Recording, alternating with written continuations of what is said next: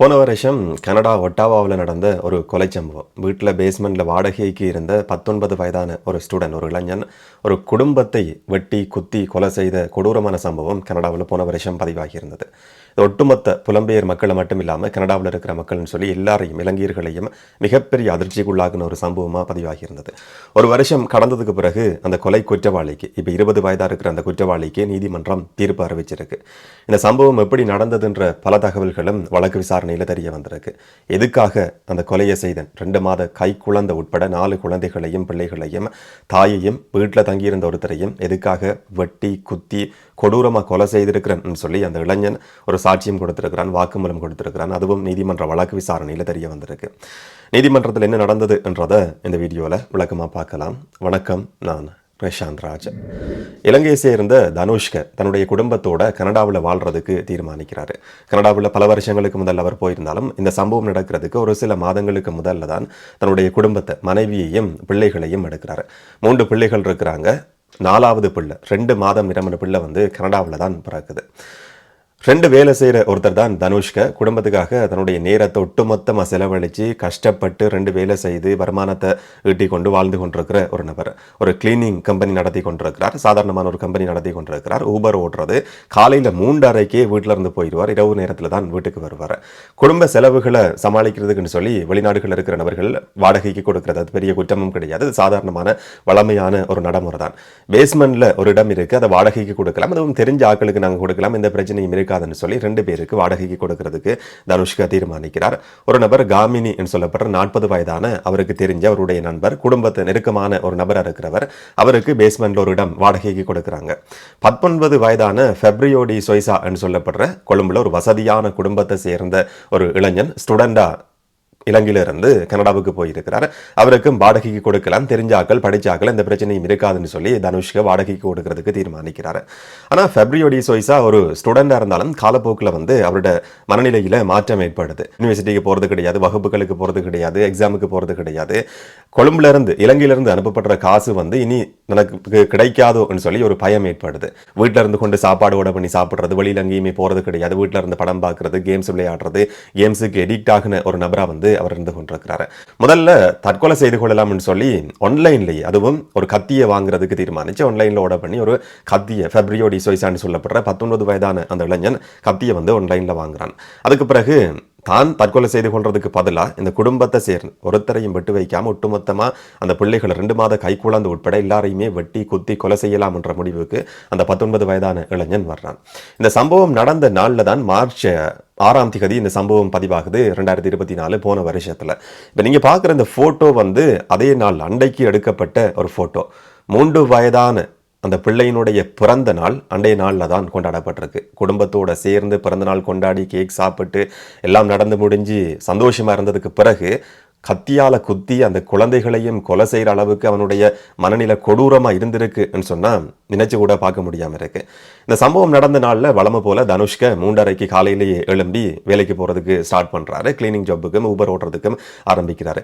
வேலைக்கு போனதுக்கு பிறகு காலையில் கொஞ்ச நேரத்துக்கு பிறகு வீட்டுக்கு ஒரு பிரேக் எடுத்துக்கொள்கிறார். காலையில் மனைவியோடையும் மற்ற 2 பிள்ளைகளோடையும் சாப்பிட்டு, 2 பிள்ளைகள் ஏற்கனவே ஸ்கூலில் கொண்டு விட்டதுக்கு பிறகு காலையில் வீட்டில் சாப்பிட்டு இருக்கிறார். திரும்ப வேலைக்கு போயிருக்கிறார். அப்படியே அவருடைய வாழ்க்கை பரபரப்பாக போய் கொண்டிருக்கு. திரும்ப லஞ்ச் டைம்ல இன்னும் ஒரு பிரேக் எடுத்து பிள்ளைகளை ஸ்கூல்ல இருந்து வீட்டுக்கு கொண்டு விட்டதுக்கு பிறகு திரும்பவும் அவர் வேலைக்கு போயிருக்கிறார். இப்படியே அவருடைய ஒட்டுமொத்த வாழ்க்கையும் குடும்பம், வேலை, வீடுன்னு சொல்லி தான் நகர்ந்து கொண்டிருந்திருக்கு. இந்த சம்பவம் நடந்த நாள்ல பின்னேரம் பேஸ்மெண்ட்ல இருக்கிற ஃபெப்ரியோடி சொய்சா அது ஏற்கனவே வாடகைக்கு இருந்த மற்ற நபரை காமினின்னு சொல்லப்படுற 40 வயதான நபரை நாங்கள் படம் பார்க்கலாம்னு சொல்லி கீழே கூப்பிட்டுருக்கிறார். தன்னுடைய ரூமுக்கு கூப்பிட்டதுக்கு பிறகு 2 பேரும் படம் பார்க்கறதுக்கு ஸ்டார்ட் பண்ணியிருக்கிறாங்க. அப்போ ஒரு சத்தம் கேட்குதுன்னு சொல்லி மேலே இருக்கிற ஒரு பிள்ளைக்கு கேட்டதுக்கு பிறகு அம்மாவுக்கு சொல்லியிருக்கிறேன், அம்மா கீழே இந்த மாதிரி சத்தம் கேட்குதுன்னு சொல்லி. அந்த பெண் என்ன செய்திருக்கிறாங்க, அந்த தாய் என்ன செய்திருக்கிறாங்கன்னு சொன்னால் ஹஸ்பண்ட் தனுஷ்காவுக்கு ஃபோன் பண்ணி இந்த மாதிரி கீழே ஏதோ வித்தியாசமான சத்தம் கேட்குது என்னன்னு சொல்லி எங்களுக்கு விளங்கவே இல்லை என்னன்னு சொல்லியிருக்கா.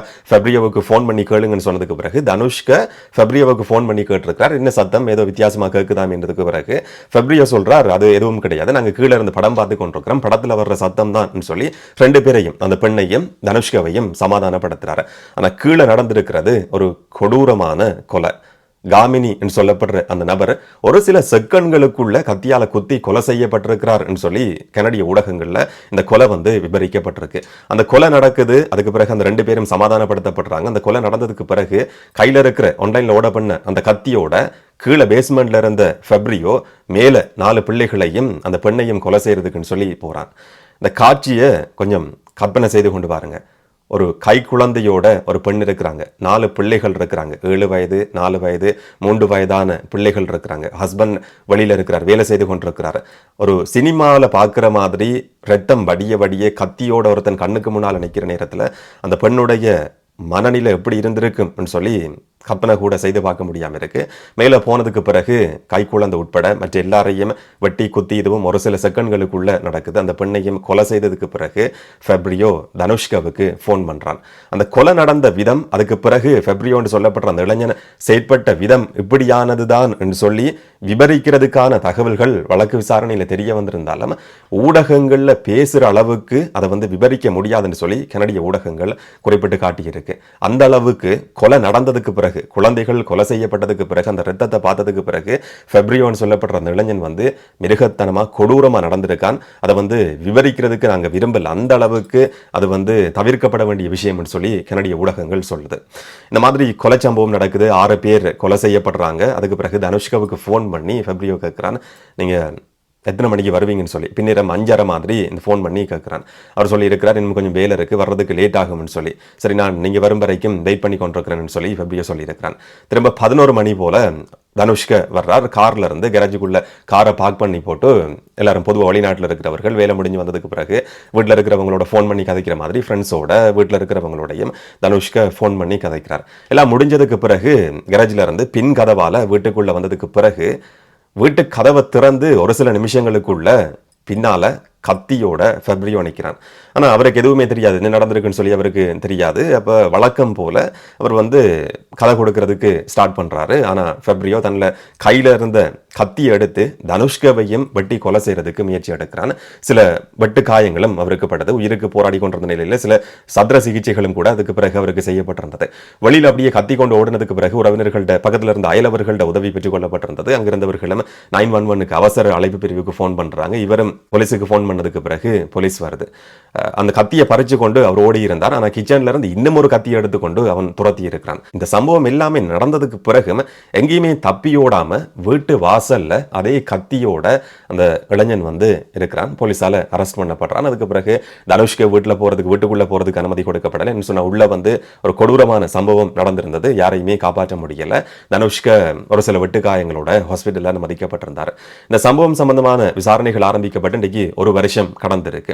25 வருஷங்களுக்கான சிறை தண்டனை, 25 வருஷங்களுக்கானன்றது 25 வருஷங்களுக்கு உள்ள அவரால் பரோல் கோர முடியாது என்ற அடிப்படையில் அந்த சிறை தண்டனை அறிவிக்கப்பட்டிருக்கு. 25 வருஷங்களுக்கு பிறகு பரோல் கோரி விண்ணப்பிச்சாலும் கூட அது கிடைக்கிறதுக்கான சாத்தியம் பெரும்பாலும் கிடையாதுன்னு சொல்லி கனடிய ஊடகங்கள் சொல்லுது. ஆனால் ஒட்டுமொத்தமாக அவருக்கு ஆயுள் தண்டனை கொடுக்கப்பட்டிருக்கு.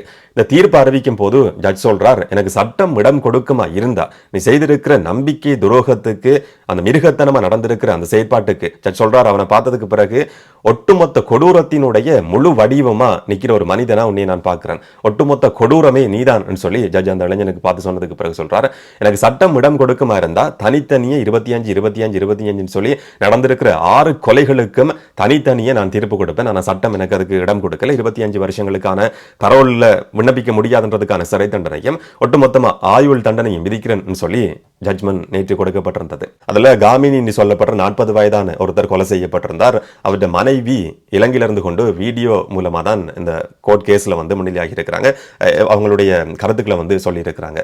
அவருடைய ஃபோன் நம்பருக்கு நான் இன்றைக்கும் கூட மெசேஜ் பண்ணி கொண்டு தான் இருக்கிறேன். ஒவ்வொரு நாளும் அந்த காட்சி என்ற கண்ணுக்கு முன்னால் வந்து போய் கொண்டிருக்குன்னு சொல்லி அவங்க ஒரு விஷயத்தை பதிவு செய்கிறாங்க.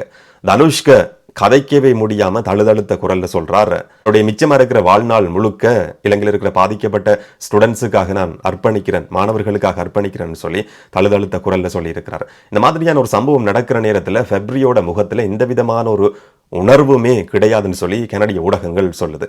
கடைசியில் எல்லாம் நடந்ததுக்கு பிறகு நான் இதை நினைச்சு கொண்டிருப்பேன் என்னுடைய வாழ்நாளில், மன்னிச்சு கொள்ளுங்க என்ற மாதிரியான ஒரு வார்த்தையை சொன்னாலும் கூட அந்த வார்த்தைக்கான மரியாதையே கிடையாது, அவனுடைய முகத்தில் எந்த விதமான ஒரு உணர்வும் கிடையாதுன்னு சொல்லி கனடிய ஊடகங்கள் விவரிச்சிருந்தது.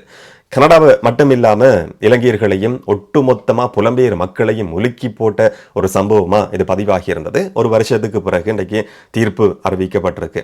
இந்த வழக்கு விசாரணை, இந்த தீர்ப்புன்றது பலருக்கும் ஒரு பாடமாக இருக்கும்னு சொல்லி நான் நினைக்கிறேன். இதை பற்றி நீங்கள் என்ன நினைக்கிறீங்கன்றதை கமெண்ட்டில் சொல்லுங்கள். இன்னும் ஒரு வீடியோவில் இன்னும் ஒரு தகவலோடு சந்திக்கலாம். வணக்கம்.